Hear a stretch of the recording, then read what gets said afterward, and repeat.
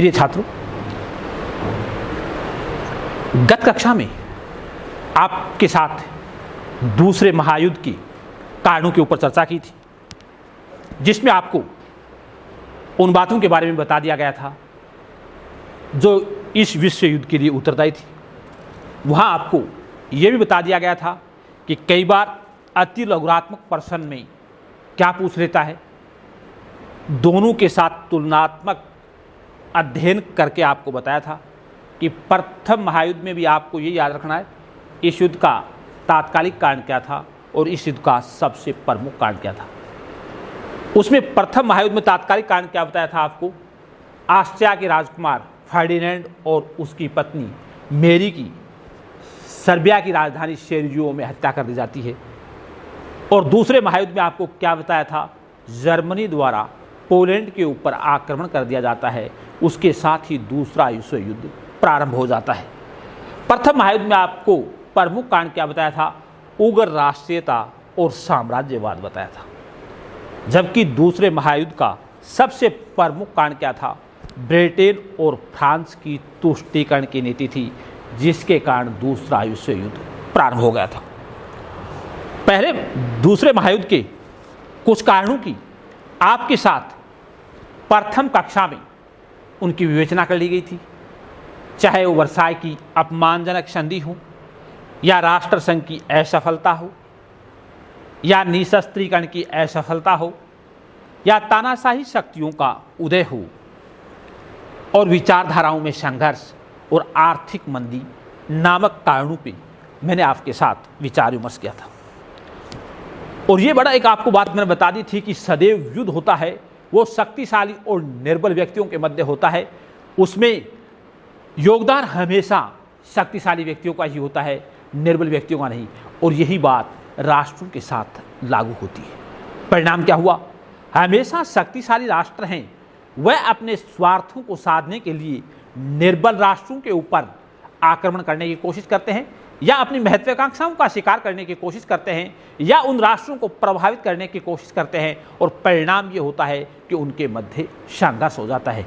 और यही द्वितीय विश्व युद्ध में हुआ था, जो आपको बता दिया गया था। आर्थिक मंदी तक आपके साथ कारणों के ऊपर चर्चा कर ली गई थी।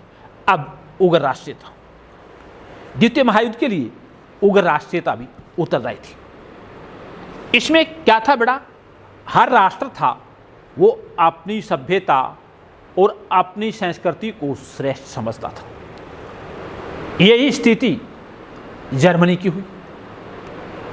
उसके ऊपर जब वर्साई की अपमानजनक संधि ला दी गई तो वह इस संधि की शर्तों को तोड़ना चाहता था।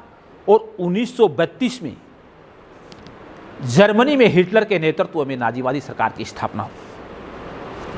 और नाजियों ने कहा कि इस संसार में यदि सर्वश्रेष्ठ हैं तो आर्य हैं, और आर्य हैं तो वो जर्मन में हैं, और जो सर्वश्रेष्ठ जाति है उसको निम्न जातियों के ऊपर शासन करने का अधिकार है। परिणाम क्या हुआ, उन्होंने इस भावनाओं से प्रेरित होकर के अपने राष्ट्र का अधिकार करना शुरू कर दिया। जर्मनी ने घोषणा कर दी कि जहाँ जहाँ जर्मन लोग निवास करते हैं, जहाँ जहाँ श्रेष्ठ आर्यों का निवास है, उनके ऊपर जर्मनी का अधिकार होगा। परिणाम क्या हुआ, हिटलर ने अपना उद्देश्य घोषित कर दिया। उसका प्रमुख उद्देश्य बृहत्तर जर्मनी का निर्माण करना था। और बृहत्तर जर्मनी में जहाँ जहाँ भी जर्मन के लोग थे उनके ऊपर वो जर्मनी का अधिकार मानता था।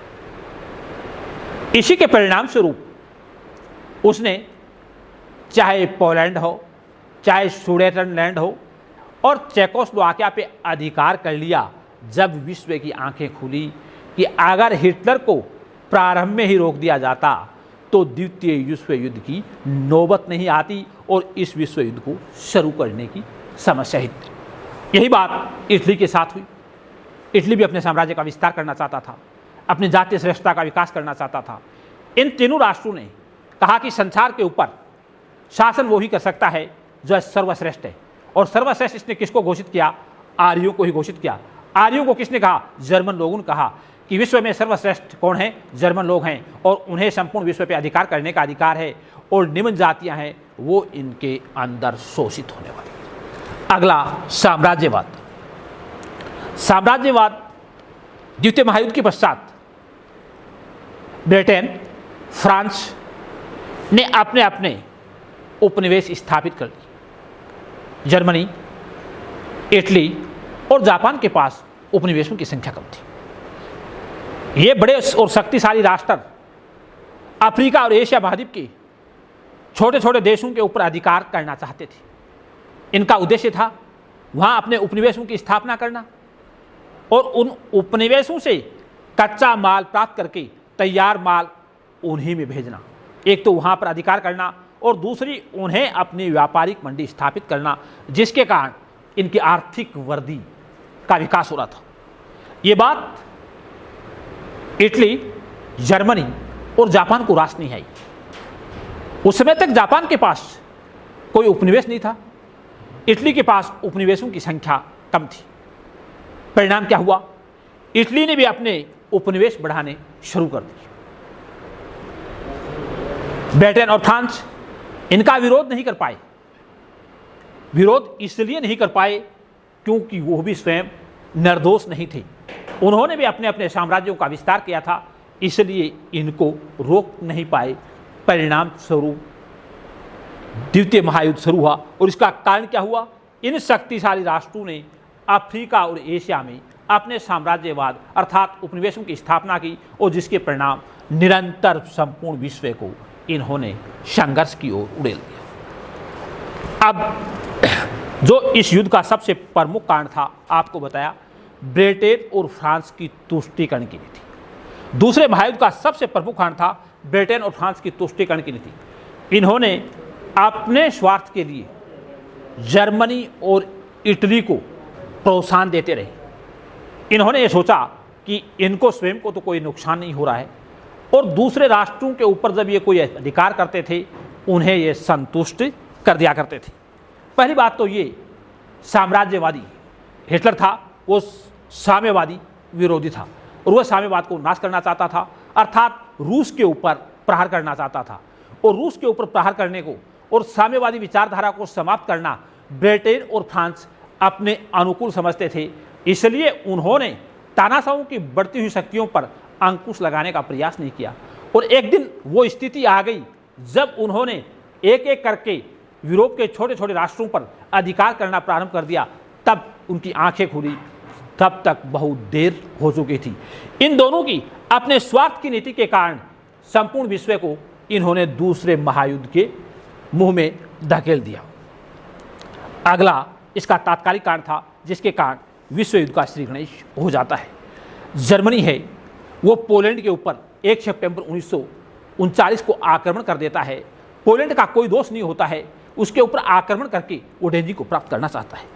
और जो ही वो तटस्थ राष्ट्र पोलैंड के ऊपर आक्रमण करता है, उसके दूसरे ही दिन 3 सितंबर को जर्मनी और इटली दूसरे विश्व युद्ध में प्रवेश कर जाते हैं। और इसके प्रवेश के साथ ही इटली है वो जून 1940 को जर्मनी की तरफ से युद्ध में शामिल हो जाता है और 22 जून 1940 को जर्मनी सोवियत रूस के ऊपर आक्रमण कर देता है। इसके साथ ही संपूर्ण विश्व 2 राष्ट्रों में बढ़ जाता है। एक धुरी राष्ट्र होते हैं और एक मित्र राष्ट्र होते हैं। धुरी राष्ट्रों में रोम, बर्लिन, टोक्यो होते हैं। रोम अर्थात इटली, टोक्यो अर्थात जापान, बर्लिन अर्थात जर्मनी, और दूसरी तरफ मित्र राष्ट्र होते हैं। मित्र राष्ट्रों में इंग्लैंड, फ्रांस और रूस और अमेरिका प्रमुख होते हैं। अमेरिका इस महायुद्ध में शामिल इसलिए होता है कि जापान उसके एक बंदरगाह पर आक्रमण कर देता है। उस बंदरगाह का नाम पर्ल हार्बर पर होता है। पर्ल हार्बर पर 7 दिसंबर 1941 को जापान आक्रमण कर देता है या उस पर बम गिरवा देता है। उसके साथ ही अमेरिका दूसरे विश्व युद्ध में प्रवेश कर जाता है। उसके पश्चात प्रतिशोध की भावना से प्रेरित होकर के अमेरिका जापान की 2 प्रमुख शहरों पे हिरोशिमा और नागासाकी पर बम गिरवा देता है और उसके साथ ही द्वितीय विश्व युद्ध की समाप्ति की तरफ अग्रसर होता है। मई 1945 में जर्मनी आत्म समर्पण कर देता है और उसके बाद धुरी राष्ट्रों में सबसे अंत में आत्म समर्पण करने वाला राष्ट्र जापान होता है, जो 14 अगस्त 1945 को आत्म समर्पण कर देता है। इसके साथ ही दूसरा महायुद्ध समाप्त हो जाता है। इसके ऊपर आपको बड़ा चर्चा की गई दूसरे महायुद्ध के लिए कारण कौन कौन से कारण उत्तरदायी थे, ये आपको 2 क्लासों में छोटी छोटी बातों के रूप में बताया गया। इस युद्ध का तात्कालिक कारण क्या था, इस युद्ध का मुख्य कारण क्या था, इस युद्ध के कारण कौन कौन से थे, छोटे छोटे आपको बताया था। वर्साई की अपमानजनक संधि, राष्ट्रसंघ की असफलता, निशस्त्रीकरण की असफलता, तानाशाही शक्तियों का उदय और विचारधाराओं में संघर्ष, आर्थिक मंदी, उग्र राष्ट्रीयता, साम्राज्यवाद, तुष्टीकरण की नीति और जर्मनी का पोलैंड पर आक्रमण करना इस युद्ध का तात्कालिक कारण था। धन्यवाद। अगली कक्षा में बेटा आपको दूसरे टॉपिक पर या द्वितीय महायुद्ध के परिणामों पर आपके साथ चर्चा की जाएगी। शुक्रिया, धन्यवाद।